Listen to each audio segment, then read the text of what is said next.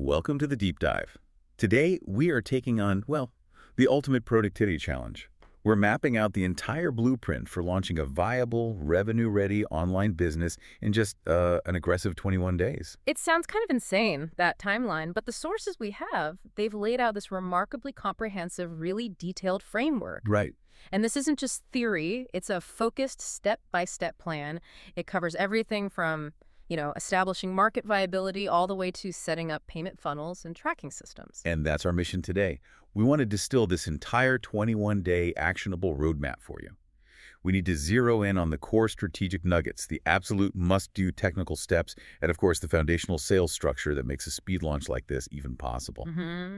If you've ever felt, paralyzed by just the sheer scope of starting an online venture, this deep dive is really designed to shock you out of inaction. Let's start where all successful businesses begin. Day one, the foundational strategy. Absolutely. Because when that foundation is shaky, the whole 21-day sprint is frankly pointless. Completely. So day one is all about choosing a profitable niche market. And the sources are really clear. You start with what you already have. What you know. What you know. List your existing skills, your strengths, your knowledge, doesn't matter how obscure. Make that big list, and then, only then, narrow it down to your top 5 favorite ideas. Okay, that sounds like, pretty standard advice. Yeah. But in a 21-day window, we don't have time for months of market research. How do we quickly validate if one of those 5 passion areas is, actually worth building a business around? We need proof, fast. And that's a critical insight here for a rapid launch. The sources give us 2 core profitability indicators. 1, people have to be passionate about the topic. Right. And 2, and this is the important one for speed, people have to be actively spending money on that topic, like right now. Okay, so how do we verify that spending is happening instantly without, building anything yet? The blueprint has this brilliant shortcut. You just use a simple Google search. Yeah. Let's say your idea is teaching complex spreadsheet skills. You search for Microsoft Excel course. If you see 4 or 5 advertisers and you're actively spending money on Google Ads for that exact keyword, that is a massive green light. Those companies aren't spending money unless they're getting a positive ROI. Their proven profitability de-risks your launch instantly. So we're essentially piggybacking on the validation work that bigger businesses have already done. We're making sure we don't launch into like a total desert market. That is a really smart approach for this kind of timeline. Exactly. And once that niche is confirmed, you immediately transition into goal setting. So you're at the base of the mountain looking up at the peak. Right. The goal here is to identify, say, 3 to 7 specific targets, maybe an annual income goal, number of leads, website traffic, things like that. But staring at a goal of, $100,000 a year, that can feel completely overwhelming. Yeah. How does the blueprint advise managing that stress? By breaking it down. You break that huge goal down into daily manageable tasks using what they call key performance indicators, or KPIs. Okay. That big goal gets converted into a daily schedule. So for example, if your goal means you need to get 50 leads a week and part of your strategy is content marketing, that translates directly into a content KPI. Like the example they gave. If the KPI is release 2 YouTube videos a week, your schedule isn't just random tasks. It's Monday for research, Tuesday for notes, Wednesday and Thursday for recording and posting, and then Friday for promotion. It's very, very structured. It has to be non-negotiable. And that focus takes us right through day 2. By day 3, we're moving into the technical side of things, building the actual digital home. Which starts with the domain name. The process in the blueprint is pretty intense, brainstorming 25 to 50 potential names first. And that rapid refinement is key. You take your favorites and start adding niche words or action words until you find the winner. But the crucial caveat here, and it's a big one, is about user experience. Let me guess. Don't get cute with the spelling. Exactly. Avoid intentional confusing or complicated spelling. You might love the brand quicklawncare.com, but you're just making it harder for people to find and remember you. Keep it simple. So true. Moving into the build on days 4 and 5, we're dealing with hosting and WordPress. For hosting, the advice is really financially sound for a rapid launch. Start small. Use the economy package. It can start as low as, what, $3 a month? You can always upgrade later. Don't overspend on infrastructure you don't need yet. Right. And once you get the hosting, you have that often confusing step of connecting the domain. You have to use something called name servers. Yeah, you can think of name servers as like the GPS coordinates that tell the internet where your domain name is pointing on your server. That's a good way to put it. And the sources wisely suggest using the same company for both your domain and hosting. It just streamlines that technical handshake, which is a great tip for saving time here. Then comes WordPress itself. We set the username and password, select the language, and here's a rule that probably goes against a lot of people's instincts. Let me guess. The theme. The theme. Use the default theme at first. Don't waste precious time on design yet. Speed over perfection. Once WordPress is running, we hit the dashboard basics. First, general settings. Update the site title. Add a tagline, a short slogan that defines the business. This tells Google and your visitors what you actually do. And then the single most vital technical tweak for SEO and usability, one that you have to do immediately. The permalinks. Permalinks, yeah. Making sure your links are clean and readable, not just long strings of numbers. It's about changing the site's internal structure to favor clear, descriptive links. That step is just foundational. And then before you add anything else, a bit of housekeeping. Delete all the sample content, the Hello World post, the sample pages. You need to start with a totally clean slate. All right, so that completes the bulk of the initial technical setup.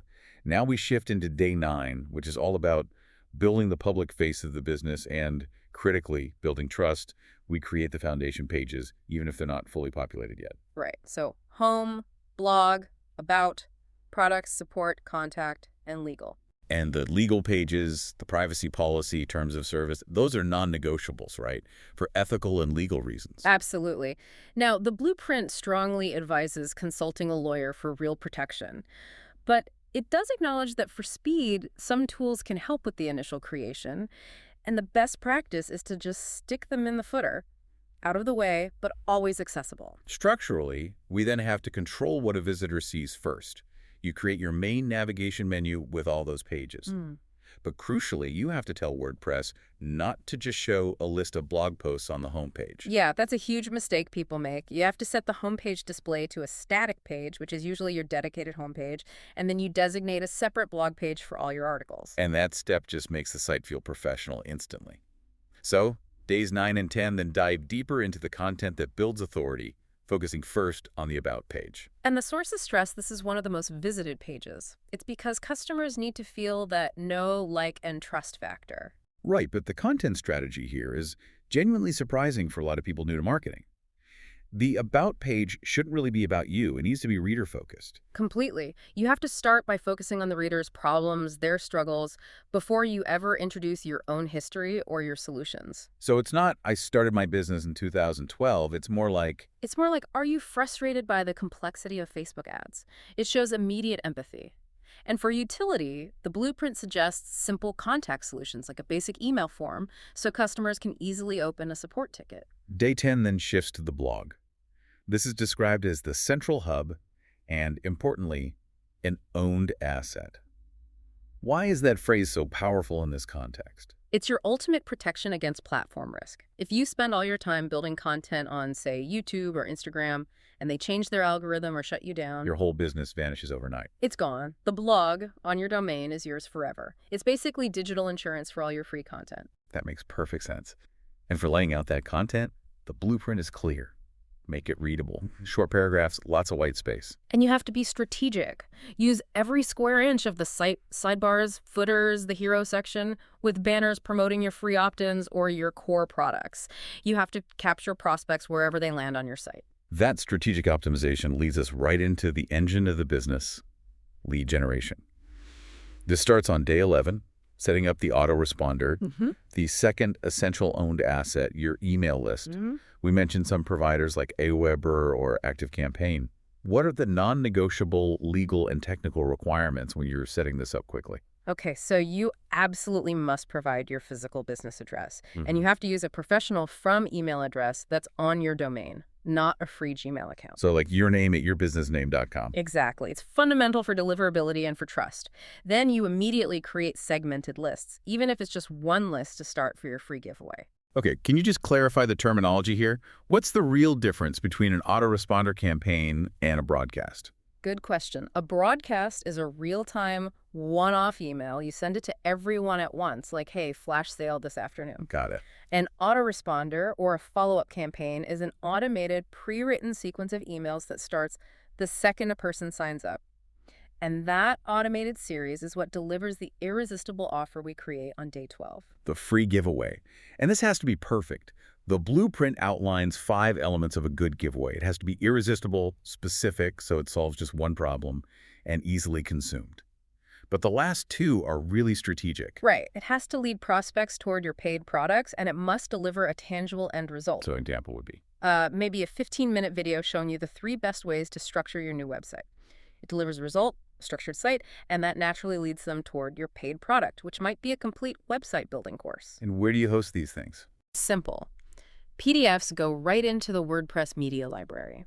For videos, you should host them externally on Vimeo or YouTube, but make sure you set them to unlisted so only people with the link can see them.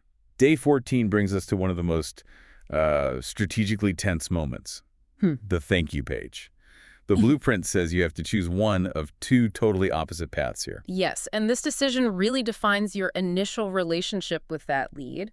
Method 1 is all about trust building. You give them immediate delivery of the freebie right there on the thank you page, along with maybe a soft recommendation for a product. Okay, so that builds good faith. Immediate good faith, higher long-term customer value. Versus method 2, which is what? Immediate sales? Correct. Method 2 is aggressive. You delay the giveaway delivery. You tell them, hey, it'll be in your email in 5 to 10 minutes. And then you use that thank you page to hit them immediately with a direct, time-sensitive sales pitch for a special offer. Wait, but isn't there a risk there? By delaying the thing you promised, you're kind of starting the relationship with a little bit of irritation or distrust. Why would that ever be worth it? Purely for cash flow and for rapid lead cost recoupment. If you're paying for ads, method 2 is designed to generate sales immediately to offset your ad spend so you can scale faster. I see. It's a trade-off. You sacrifice a little bit of trust for that immediate revenue. For a 21-day launch where speed is everything, both methods are viable. You just have to understand the psychological cost of each. That clarifies the trade-off a lot. Oh. Okay, moving into the second half of the launch window, days 15 and 16 focus entirely on monetization. The source advises concentrating 90% of your effort on one main core offer. And this is so crucial for a rapid launch. You just don't have time to build 5 different products. You focus on one thing that generates the majority of your income. Could be an affiliate offer? It can be, but it has to pay well and have incredible support. Better yet is an owned product or service where you keep 100% of the income, and most importantly, you own the entire buyer list. But doesn't that one core offer rule kind of fly in the face of basic business diversification? I mean, if that offer stops selling, your whole business just stops. That's a valid concern for a mature business, sure. But for a 21-day launch, diversification is a deadly distraction. I see. The goal is traction, not stability. You need to prove the viability of a single profitable funnel before you start building out a portfolio of offers. It's all about prioritizing speed over safety in the beginning. Understood. Now, how that offer gets sold is determined by the price point. That's day 16. Yes. For a low-ticket item, say a $47 course, a simple sales page or a video sales letter is fine. For a mid-ticket item, like a $997 course, a webinar is pretty much the industry standard to build enough value. And for high ticket? If you're selling a high-end service like $2,500 a month, a personal sales call is really the only responsible approach. The sales engine has to match the ticket size. And if we stick with the affiliate route for that core offer, we need an intermediary step, right, before sending traffic to the vendor. You need a bridge. This is either a bridge page, so a short video of you explaining why the vendor's product is a perfect fit, or something called an advertorial. An advertorial is an article or a blog post that looks like helpful, objective content, but it subtly frames and promotes the affiliate product before the click. You have to pre-frame the prospect before they land on someone else's site. Okay. Days 17 through 19 cover content production and distribution. What's the recommended structure for that automated email campaign we set up earlier? So day 1 is the welcome and delivery of the freebie. Days 2 through 4 are dedicated to trust building, delivering high-value content, breaking down objections. Then from day 5 onward, that's where you mix promotions with helpful content, usually sent every 1 to 3 days. You have to maintain that balance of giving and asking. Day 18 offers that really crucial and limiting piece of advice. Pick only one authority platform. YouTube, a podcast, blogging, Facebook. Something that aligns with your skills and what you actually enjoy doing. It's the single most common mistake beginners make. They try to be everywhere at once. The 21-day plan is all about leverage. Master one platform and use that as your primary content funnel. Then, on day 19, you create your initial content base. What defines a successful first batch of, say, 5 to 10 pieces of content? They have to be laser focused. You do this by studying what questions your niche is asking right now and what content is already popular. And critically, every single piece of content has to subtly align with and eventually lead toward your single core offer. And the synergy. Right. Post the full content on your chosen platform, but always summarize or embed it on your website's blog. That's how you build your own asset base. Finally, days 20 and 21 focus on maximization and tracking.